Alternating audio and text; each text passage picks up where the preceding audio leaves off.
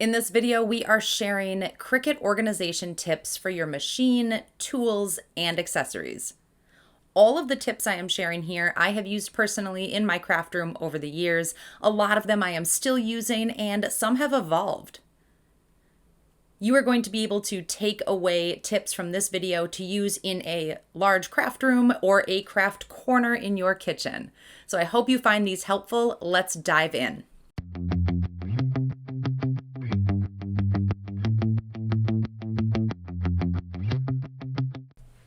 The first tip is to create a dedicated space for your Cricut machine, heat press, materials, and accessories.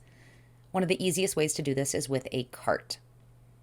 I still have a couple of these in my craft room. I have made one of these for my local elementary school, and I have given some away as well. The one that I currently have in my craft room is a white cart that has a big top to it that my Maker 3 is currently on. It has a big drawer underneath, shelves that house rolls of vinyl. They house a heat press, tools, all kinds of different things. You can hang mats on one side, and then you can put even more rolls of vinyl on the other side. This cart is on wheels, but it is nice and sturdy, so I really like this option for just housing everything Cricut all together. This company makes a smaller version of the cart, which at one point held my Explorer Air 2. This also holds tools, mats, and a ton of material rolls. The third option is a metal cart with just a ton of drawers that I have labeled individually. This is the one that is now at my local elementary school, and it can be wheeled in and out of classrooms or the library, and teachers are able to use this. It houses everything they need. The other thing you can do is use a set of these wide KALLAX drawers. I have a bunch of these in both my craft room and my laser room. These are nice and sturdy. They're about 19 inches deep and 26 inches wide, so you can hold a Cricut and then some. I actually like putting heat presses on here, and then the drawers can be filled with everything. They are deep enough to put big rolls of vinyl and then holding all of your tools and accessories as well. I keep a lot of my vinyl rolls in these drawers, and another separate tip here is to keep those vinyl rolls held together. I really like using snap bracelets, specifically the ones that are covered in silicone. These are going to hold all your vinyl together, and you're not going to have any residue left over if you were to tape them closed. This keeps them nice and organized and not damaged in your drawers. I am a big fan of labeling things, especially if I'm going to put them away. So if my things are in drawers or containers, I need those to be labeled so I know where to find them. I really like putting labels on the KALLAX drawers on the top of the handle. I have a little label maker where I can add this. So when you're looking at it straight on, you can't necessarily see them, but when you're standing in front of the drawers, you can easily see what is in each one of them. Speaking of KALLAX drawers, I have a couple smaller versions of these drawers, same height, that house my vinyl and HTV scraps. So these are just labeled in drawers. I don't have a ton of scraps, and so I've never thought to organize them by color. If you have a lot of scraps, I have seen people organize in like files, plastic files, where you can put them by color. But I find just being able to throw them in a drawer and at least have a separate vinyl and HTV drawer really works for me. Another way that I have stored rolls of vinyl is with an Ikea bag holder. This has hung on my pegboard before, and you can hold 2 rows of vinyl in here. It's really nice for being able to see what you have. But since I've gotten a cart, I've been able to store a lot of rolls in there, and then I store them in my KALLAX drawers. So now I am using my pegboard, the space on my pegboard, for something else. But this bag holder is only a couple dollars at Ikea. It's a really good investment for holding vinyl rolls. Speaking of pegboard, I use this a lot in my craft room. I have 2 big pegboards and then 2 smaller ones, and I hang my most used tools on here, like scissors and hole punches, that type of thing. But I also hang all of my Cricut mats on my pegboard. You could sort them by type, maybe light grip, strong grip, regular grip, or you can just hang them up. It's a nice way to keep them nice and not crumpled, and you're not getting fuzz on them. And depending on how long your pegboard is, you can hang up your big 24-inch mats as well.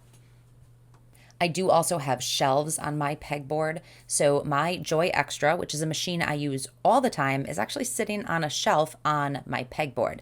And I keep it up there with some other Joy accessories like the pens, so I can just pull it down whenever I need it. This is a really lightweight machine, and so it's perfect to keep it out of the way, but accessible.